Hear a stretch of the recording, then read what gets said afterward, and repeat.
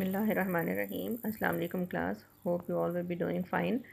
As I had already told you that we'll start with paper D of zoology in fourth year session, and this paper includes chapter number 26 through chapter number 31, and all these chapters include categories of hemichordates, urochordates, cephalochordates, and subphylum vertebrates.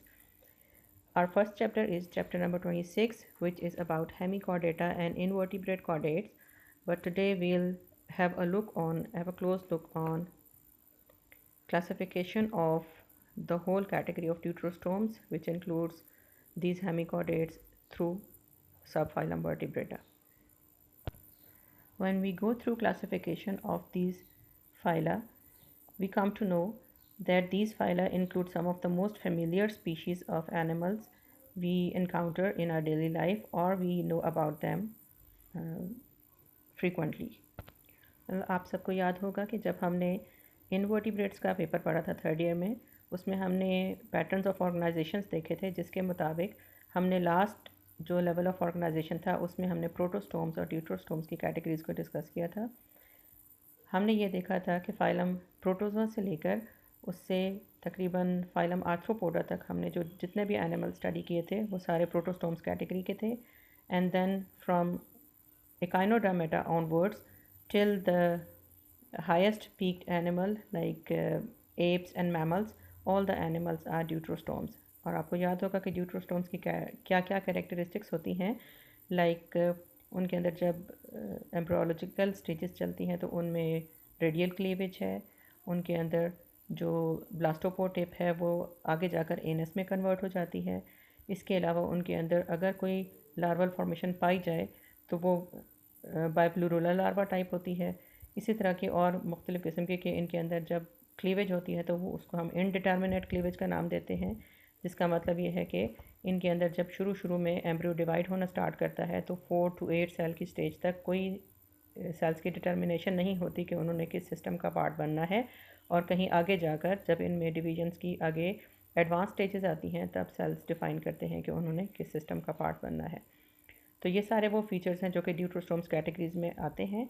अब हम देखते हैं कि इसका जो एक chart है classification का, उसमें हमें देख के ये पता चलता है दे हैव अबाउट 45,000 स्पीशीज़, और इसके अंदर जो है वो बहुत सारे ऐसे एनिमल्स इंक्लूडेड हैं जिनसे हमारा वास्ता भी पड़ता रहता है या जिनके बारे में हम आमतौर पर नॉलेज रखते हैं। Now first of all we start with phylum hemichordata. If we have a look on its general features, they are widely distributed in shallow, marine, tropical waters and deep cold waters. यानी इससे पता चलता है कि ये तकरीबन सारे के सारे जो एनिमल्स हैं वो मेरीन ड्वेलिंग है या कोल्ड वाटर्स में रहने वाले हैं. They are soft bodied and warm like epidermal nervous system most with pharyngeal slits. अब इसमें एक चीज़ काबिल गौर है, वो हम ये देखेंगे कि इन ऑर्गेनिजम्स के अंदर स्पेशली एक तो एक्टोडर्म ओरिजिन का नर्वस सिस्टम होगा, और दूसरी बात ये कि इनके अंदर लाइफ की किसी न किसी स्टेज के ऊपर जो है वो गिल स्लिट्स या फेरेंजियल स्लिट्स के नाम से ओपनिंग्स होंगी. ये वाला करेक्टरिस्टिक जो हैं ये तकरीबन हेमिचॉर्डेटा से लेकर सबफाइलम वर्टिब्रेटा या एंड ऑफ जो मैमल्स हैं वहाँ तक ये करेक्टरिस्टिक फॉलो करेंगे कि यानी लाइफ की किसी न किसी स्टेज पे ये वाले फीचर ज़रूर पाए जाते हैं. अब हेमिचॉर्डेटा अगर हम नाम से देखें, hemi means half and chordates mean they have chordate characteristics, लेकिन वो टोटली कॉर्डेट्स नहीं हैं, they are half chordates. It means कि उनके अंदर आधे करेक्टरिस्टिक्स जो हैं वो कॉर्डेट्स वाले हैं और आधे करेक्टरिस्टिक्स जो है वो पीछे वाले जो फाइलम्स हैं जिनको हमने इनवर्टिब्रेट्स के कैटेगरीज में फॉलो किए थे वो वाले करेक्टर्स पाए जाते हैं. अगर इसकी डिटेल्स देखी जाएँ तो ये फाइलम जो है इसके अंदर 3 क्लासेस इंक्लूड की जाती हैं. Number first class is class enteropneusta, second is class Pterobranchia, and third class is Planktospheroidea. इनके बेसिक फीचर्स देख लेते हैं. Number first class is class enteropneusta. They are shallow watered, worm like animals, inhabit burrows on the sandy shorelines, body divided into 3 regions, proboscis, collar and trunk. They are commonly called acorn worms. अब इसमें अगर देखा जाए तो इनकी body ऐसे लगती है जैसे कोई इनवर्टिब्रेट का वर्म हो, लेकिन क्योंकि इनके अंदर कुछ ना कुछ फीचर्स वर्टिब्रेट्स के इस वजह से हम इसको हेमिचॉर्डेट्स में इंक्लूड करते हैं. कॉमन एग्जांपल्स अगर इनकी देखें तो इनको हम बेलानोग्लॉसस या सैकोग्लॉसस के नाम से जानते हैं. इस पूरे जो क्लास है इसके अंदर तकरीबन 75 स्पीशीज़ एग्जिस्ट करती हैं. Second class is class pterobranchia, they are with और विदाउट फेरेंजल स्लिट्स, यानी किसी में हो सकती हैं, किसी स्पीशीज़ में नहीं भी होती pharyngeal slits. 2 or more arms, often colonial, live in an extremely और एक्सटर्नली सिक्रेटेड एनकेसमेंट, यानी जब ये रहते हैं तो अपनी सॉफ्ट बॉडी के बाहर एक सख्त सी ट्यूब या सख्त सी जो एनकेसमेंट है वो डेवलप कर लेते हैं. दे आर कॉमनली कॉल्ड रेप्डोप्लूरा, ये इसकी एक कॉमन एग्जाम्पल है. They have about 20 species. Number third class is Planktopspheroidea. They have spherical body with ciliary bands covering the surface, U-shaped digestive tract, coelom poorly developed, planktonic. Only one species is known to exist, Planktosphaera pelagica. इस class में अगर देखा जाए तो इनकी body जो है वो बेसिकली इनके अंदर U shape digestive tract exist करता है, यानी इनके जो ऑर्गन्स हैं वो रोटेट करके यू शेप में ट्रांसफॉर्म हो जाते हैं. इनकी सुलोम पुअरली डेवलप्ड है. प्लैंक्टोनिक का मतलब यह है कि दे आर सरफेस ड्वेलर्स, और इसके अंदर सिर्फ एक ही स्पीशीज़ है जिसके ऊपर इस क्लास का नाम रखा गया है, प्लैंक्टोस्फेरोइडिया, यानी प्लैंक्टोस्फेरा पेलाजिका. अब ये तो सारी डिटेल्स थी हमारे पास हेमिकॉर्डेट्स की, यानी वो सारे एनिमल्स जिनके अंदर हाफ जो है वो इन्वर्टिब्रेट के करैक्टर्स हैं और हाफ करैक्टर्स जो हैं वो कॉर्डेट्स के हैं. मूविंग फॉरवर्ड, अब हम देखते हैं फाइलम कॉर्डेटा को. कॉर्डेटा का मतलब क्या है? ट्रूली कॉर्डेट्स, यानी जिनके अंदर जो है वो नोटोकॉर्डल कैरेक्टरिस्टिक पाई जाती है, जिसकी वजह से हम इनको कॉर्डेटा का नाम देते हैं, और इनमें ट्रूली सारे वो फीचर्स पाए जाते हैं जो इसका अपना कैरेक्टरिस्टिक है. दे occupy a wide variety of marine, fresh water and terrestrial habitats. A notochord, pharyngeal slits, dorsal tubular nerve cord and post-anal tail are all present at some time in the chordate life histories. यानी इसमें हमने वो 4 features हमेशा include करने हैं इनकी life stages में जो ज़िंदगी में किसी न किसी स्टेज के ऊपर इनके अंदर डेवलप करेंगे. Number first is a notochord. Notochord का मतलब क्या है कि इनके अंदर मीजोडर्म से डिराइव हुआ हुआ एक ऐसा स्ट्रक्चर, एक ऐसा हार्ड कॉलम है जो इनकी बॉडी को सपोर्ट देता है. शुरू में जो कॉर्डेट्स पाए जाते थे या जब एवोल्यूशन हुआ इनका, उनके अंदर ये नोटोकॉर्ड का फीचर जो है वो सारी ज़िंदगी रहता था, जब तक आगे वाली स्पीशीज़ आके इवॉल्व हुई और उनके अंदर इस नोटोकॉर्ड की जगह वर्टिब्रल कॉलम ने रिप्लेस कर लिया था. तो ये नोटोकॉर्ड की बेसिक फ़ीचर की वजह से इसको हम फाइलम कॉर्डेटा का नाम देते हैं. उसके बाद दूसरा फीचर है फेरेंजल स्लिट्स का, यानी लाइफ की किसी न किसी स्टेज पे इन कॉर्डेट्स में फेरेंजल स्लिट्स ज़रूर बनती हैं. अब फ़िश जैसे हम देखते हैं, फ़िश के अंदर फेरेंजल स्लिट्स सारी ज़िंदगी एग्जिस्ट करती हैं, या इसमें हम टैडपोल्स में अगर देखें एम्फीबिया के तो उनमें भी रहती हैं. लेकिन आगे चल के हम देखते हैं कि रेप्टाइल्स, बर्ड्स और मैमल्स में फेरेंजल स्लिट्स तो नहीं होती. लेकिन हम देखें कि जब भी ये एम्ब्रियो डेवलप कर रहे होते हैं रेप्टाइल, बर्ड्स और मैमल्स के, उनमें टेम्परेरली जो है वो फेरेंजल स्लिट्स जो है वो एग्जिस्ट करती हैं उनके एम्ब्रियोलॉजिकल स्टेजेस में. तीसरा इनका फीचर जो कॉर्डेटा का है वो है अ डॉर्सल ट्यूबुलर नर्व कॉर्ड, यानी इनमें हम देखेंगे कि कॉर्डेट्स में या वर्टिब्रेट्स में हमेशा आपको जो है वो डॉर्सल साइड पे नर्वस सिस्टम मिलेगा, और नर्वस सिस्टम जो है वो हमेशा आपके पास एक ट्यूब की फॉर्म में होता है. जैसे हम अपने अंदर भी ऑब्जर्व करते हैं कि हमारे ब्रेन से लेकर हमारा स्पाइनल कॉर्ड जो कि हमारा सेंट्रल नर्वस सिस्टम कॉन्स्टिट्यूट करता है, वो हमारे पास डॉर्सल लेवल के ऊपर एग्जिस्ट करता है, और सेकेंडली वो एक ट्यूब की फॉर्म में है. फोर्थ फीचर जो है that is a post anal tell. ये भी ज़िंदगी में कभी ना कभी जो है किसी ना किसी स्टेज के ऊपर मौजूद होती है. तमाम कॉर्डेट्स के अंदर किसी में ये टेल परसिस्ट करती है थ्रू आउट लाइफ और किसी में ये रिजॉल्व हो जाती है. They have about 45,000 species. इसमें फिर आगे जाकर कॉर्डेटा को हम मज़ीद जो है वो 3 सब फाइलम्स में डिवाइड कर देते हैं. कौन कौन से हैं? सब फाइलम यूरोकॉर्डेटा, सब फाइलम सेफ्लोकॉर्डेटा, और सब फाइलम फिर उसके बाद क्रेनिएटा भी आता है, और जो आगे रिनोन्ड सब फाइलम है that is Vertebrata. Sub phylum Urochordata के फीचर्स देख लीजिए. They have notochord, nerve cord and post anal tail present only in the free swimming larvae, adult sessile और ओकेजनली प्लैंक्टोनिक. यानी इनमें इन यूरोकॉर्डेट्स के अंदर notochord तो है ही, ये तो बेसिक फीचर है. उसके बाद नर्व कॉर्ड भी मौजूद है, यानी ट्यूबुलर नर्व कॉर्ड है इनके अंदर. पोस्ट एनल टेल जो है वो इनके अंदर सिर्फ उस सूरत हाल में पाई जाती है जब ये एम्ब्रियोलॉजिकल स्टेजेस में है या जब ये लार्वल फॉर्म्स में है. लार्वा जो है वो इसी टेल की मदद से स्विम करता है. उसके बाद जब ये एडल्ट फॉर्म में ट्रांसफॉर्म होते हैं, दे बिकम सेसाइल, यानी किसी न किसी सबस्ट्रेटम के साथ अटैच हो जाते हैं. दे आर ओकेजनली प्लैंक्टोनिक, यानी सरफेस के ऊपर तैरते रहते हैं. एनक्लोज्ड इन अ ट्यूनिक. ट्यूनिक कहते हैं इनकी बेसिकली जो एपिडर्मिस है, जो इनकी बाहर वाली कवरिंग है बॉडी की, उसको हम उनकी स्किन को हम ट्यूनिक का नाम दे देते हैं. ये मेम्ब्रेन एक गुलाफ जैसा, एक उनके ऊपर कवरिंग जैसा जो है वो आइटम रिलीज़ करती है. That contains some cellulose, marine. They are all marine, यानी सारे के सारे जो है समुद्री पानी में रहने वाले हैं. They are commonly called sea स्क्वर्ट्स और ट्यूनिकेट्स. इसके अंदर अगर आप मज़ीद इसकी क्लासिफिकेशन देखें सब फाइलम यूरोकॉर्डेटा की, it includes class ascidiacea, class appendicularia, class thaliacea. इसके अंदर 3 क्लासेस आती हैं। सबसे पहली क्लास है ascidiacea. They are all sessile as adult, they are solitary और कॉलोनियल, यानी दोनों फॉर्म्स में एग्जिस्ट कर सकते हैं। कुछ सोलुट्री होती हैं यानी अकेले अकेले भी रहते हैं एनिमल्स, और कॉलोनीज की फॉर्म में भी एग्जिस्ट करते हैं।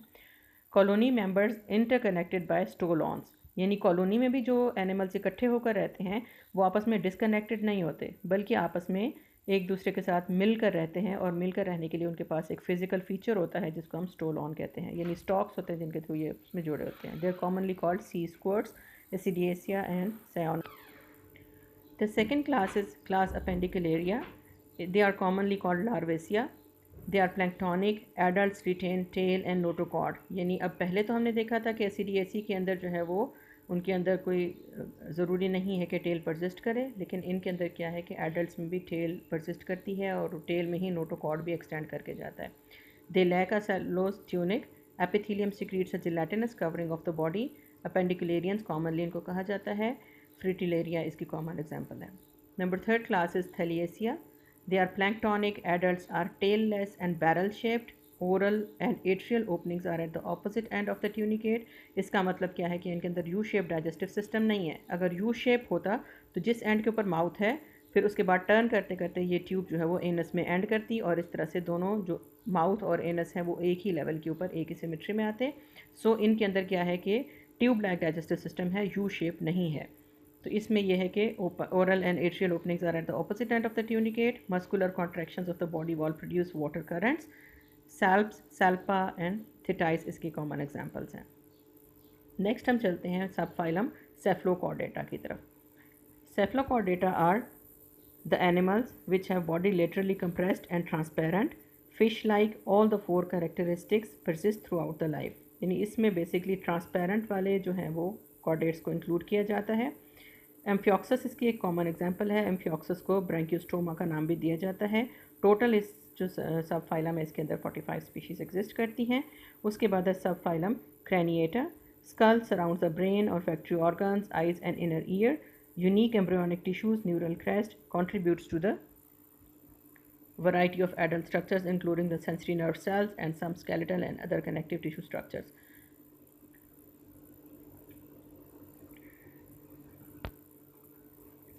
अब इसमें आपके लिए एक नई चीज़ होगी। ये जो सब फाइलम हम क्रेनिएटा के नाम से पढ़ रहे हैं, क्योंकि ये मेरे पास जो है ये वाला एडवांस्ड एडिशन है, 8th एडिशन है, जबकि हम 4th एडिशन जो है इस बुक का वो फॉलो कर रहे हैं। आप भी उसी को फॉलो करते हुए आप इसको सब फाइलम क्रेनिएटा की बजाय जो है वो सब फाइलम जो है वो वर्टिब्रेटा के नाम से आप इसको पढ़ सकते हैं। यहाँ पे इसमें कैटेगरीज़ में सब फाइलम क्रेनिएटा की एक सब हेडिंग है जिसको हम इंफ्राफाइलम वर्टिब्रेटा के नाम से पढ़ते हैं। तो आप इसमें कन्फ्यूजन होने की बजाय आप सिंपली उसको सब फाइलम वर्टिब्रेटा कंसिडर कर लें। इसके ऊपर की जो ये मज़ीद डिटेल्स हैं उनको बेशक ना इंक्लूड करें। इंफ्राफाइलम सब वर्टिब्रेटा या सब फाइलम वर्टिब्रेटा के नाम से जो दिया गया है उसको आप कंसिडर करें। They have notochord, nerve cord, post anal tail and pharyngeal slits present at least in embryonic stages. Vertebrae surround the nerve cord and serve as the primary axial support. यहाँ पे आकर हमें एक बहुत बड़ा डिफरेंस नज़र आता है जो कि हमें कहीं भी यूरोकॉर्डेटा में या सेफ्लोकॉर्डेटा में या हेमिकॉर्डेटा में कहीं भी नज़र नहीं आया। वो ये था कि नोटोकॉर्ड ज़िंदगी में हमेशा नहीं रहता, बल्कि उसकी जगह पर हमारे पास जो वर्टिब्रल कॉलम है वो उसको रिप्लेस कर देता है। तो जैसे जैसे इसकी डेवलपमेंट होती है वर्टिब्रल कॉलम की, तो ये एक्सियल सपोर्ट के लिए यानी बॉडी की जो पोस्चर है उसकी मेंटेनेंस के लिए ये मेन काम करता है। इसकी आगे से मज़ीद डिवीज़न इस सब फाइलम वर्टिब्रेटा की अगर देखे जाएँ तो मुख्तलिफ आगे से आपको क्लासेस नज़र आती हैं। आपकी आसानी के लिए मैंने आपकी बुक जो है वो उसका 4th एडिशन का पेज फॉलो किया है। इसमें हम देख सकते हैं कि सब फाइलम वर्टिब्रेटा के नाम से इसको जो है वो शामिल किया गया है इस कैटेगरी में। इसमें हम मज़ीद इसकी आगे डिवीजन्स देख सकते हैं। सबसे पहली है class cephalaspidomorphi. Cephalaspidomorphi are fish like, they are jawless, no paired appendages, cartilaginous skeleton, sucking mouth with teeth and rasping tongue. They are commonly called lampreys. इसमें अगर आपको बेसिक फीचर्स इसके बताए जाएं वो ये है कि इनको हम प्रिमिटिव फिशेस का नाम भी देते हैं सेफ्लोस्पीडोमॉर्फी का, और ये ऐसी फिशेस थी जिनमें जॉज मौजूद नहीं थे। They are called jawless fishes, और इनके अंदर कोई पेयर्ड अपेंडेजेस यानी कोई फिन्स जो है वो पेयर्ड फॉर्म में नहीं है। पेयर्ड का मतलब क्या होता है कि राइट और लेफ़्ट दोनों साइड पे डॉर्सल फिन, राइट और लेफ़्ट दोनों साइड पे पेक्टोरल या पेल्विक फिन्स, इसी तरह से कॉर्डल फिन पेयर्ड होना, तो ऐसी सिचुएशन नहीं है, बल्कि they have no paired appendages, यानी इसमें सिंगल फिन तो एग्जिस्ट कर सकता है, पेयर्ड अपेंडेजेस नहीं है। इसके अलावा इनका जो स्केलेटन है that is cartilaginous. Cartilaginous skeleton की वजह से इनकी प्रिमिटिवनेस जाहिर होती है। They have sucking mouth with teeth and rasping tongue, यानी इसका मतलब क्या है, ये बेसिकली जो लैम्प्रेज हैं, जो सेफलोस्पीडोमॉर्फिक एनिमल्स हैं, इनका कैरेक्टरिस्टिक ये है कि ये ब्लड सकिंग होते हैं। तो ब्लड सक करने का मतलब क्या है कि दे आर प्रेडेटर्स, और प्रेडेटर एक्टिविटी के लिए इनको शार्प टीथ चाहिए हैं, मुंह की ऐसी सिचुएशन चाहिए जिसके ज़रिए से ये आराम से किसी भी प्रे के ऊपर जाकर या किसी होस्ट के साथ जाकर अटैच हो सकें और उसकी स्किन को रैस्प करके उसके अंदर से ब्लड सक कर सकें। दूसरी क्लास है myxini. They are also fish like, jawless, no paired appendages, mouth with 4 pairs of tentacles, olfactory sacs open to mouth cavity, 5 to 15 pairs of pharyngeal slits. They are commonly called hagfishes. यानी ये भी primitive fishes हैं, इनको भी हम जॉलिस fishes में ही include करते हैं, इनके अंदर भी पेयर्ड अपेंडेजेस नहीं होते हैं, लेकिन थोड़े से ये पिछले वाली क्लास यानी लैम्प्रेज से थोड़े से डिफरेंट है। और उसमें डिफरेंस क्या है कि इनके अंदर जो है बेसिकली माउथ कैविटी और नेज़ल कैविटी की ओपनिंग्स के हवाले से इसको डिफ़र किया गया है। उसके बाद है क्लास कॉन्ट्रिक्थीज़। कॉन्ट्रिक्थीज़ नाम से जाहिर है, कॉन्ड्रो का नाम दिया जाता है जब कार्टिलेजिनस सेल्स पाए जाते हैं। तो कॉन्ट्रिक्थीज़ में आती हैं बेसिकली कार्टिलेजिनस फिशेस, यानी जिनका स्केलेटन कार्टिलेजिनस होता है। They are fish like, jawed, paired appendages and cartilaginous skeleton, no swim bladder, skates, rays और शार्क्स इसकी कॉमन एग्जांपल्स हैं। यानी ये भी हमारे पास जो फ़िश की कैटेगरी है जिसमें शार्क्स सबसे जो है मशहूर फ़िश इंक्लूड की जाती हैं, उनमें ये शामिल हैं। इनके अंदर जॉज मौजूद हैं, पेयर्ड अपेंडेजेस यानी paired pectoral, paired pelvic, paired caudal fins पाए जाते हैं। No swim bladder. अब ये जो स्विम ब्लैडर का फीचर है ये इनको नीचे वाली ऑस्टिकथीज क्लास से जो है वो डिफ़र करता है।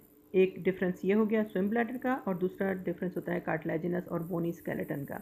तो कॉन्ड्रिक्थीज जो है बेसिकली ये कार्टिलेजिनस फिशेज़ हैं, इनके अंदर स्विम ब्लैडर नहीं होता। और ऑस्टिकथीज जो हैं, ऑस्टिकथीज को हम बोनी फिशेस कहते हैं क्योंकि ऑस्टिक नाम से जाहिर है ऑस्टियोब्लास्ट, ऑस्टिकथीज का मतलब क्या है, बोनी फिशेस। स्विम ब्लैडर इनके अंदर मौजूद होता है। दे हैव ऑपर्क्यूलम, बोनी फिशेस इनको कॉमनली कहा जाता है। ये सारी की सारी जितनी भी कैटेगरीज थी क्लासेस, ये जो हमने सेफलोस्पीडोमॉर्फी, मिक्सिनी, कॉन्ट्रिक्थीज, ऑस्टिकथीज, ये सारी की सारी हमारे पास फिशेस हैं। इनको हम क्लास जो है वो पाइसेस में शामिल करते हैं। उसके बाद हमारे पास आती है क्लास एम्फीबिया।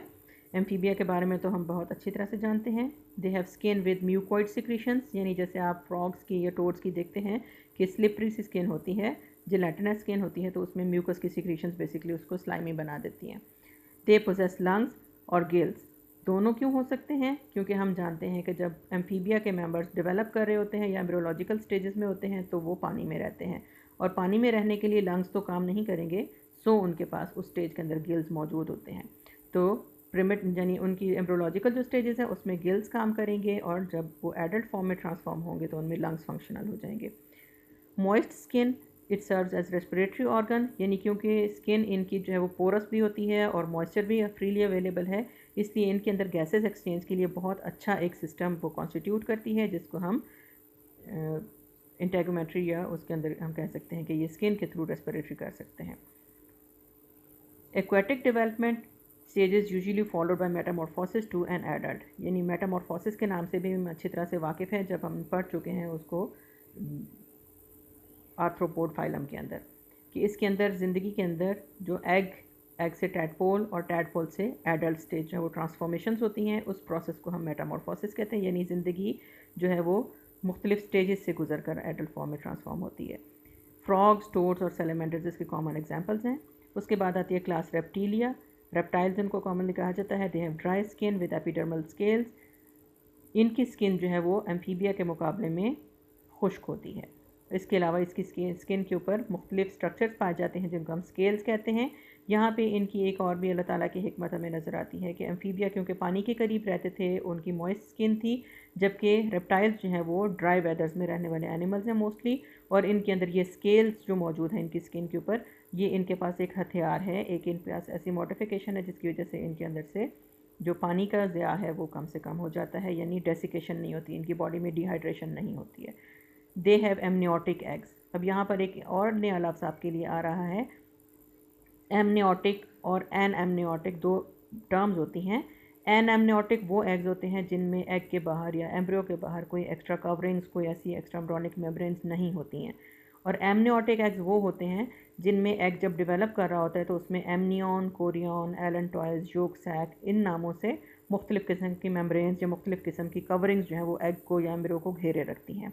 तो मुख्तलिफ वो काम भी परफॉर्म करते हैं। हम साथ साथ उसकी डिटेल्स जब आगे रेलिवेंट पेजेस पे पढ़ेंगे। तो इसमें एमनियोटिक एग्स पाए जाते हैं। ये एमनियोटिक एग्स का फीचर जो है वो रेप्टाइल से स्टार्ट होता है और ये एग्जिस्ट करता है रेप्टाइल्स में, एवीज़ में यानी बर्ड्स में और मैमल्स में।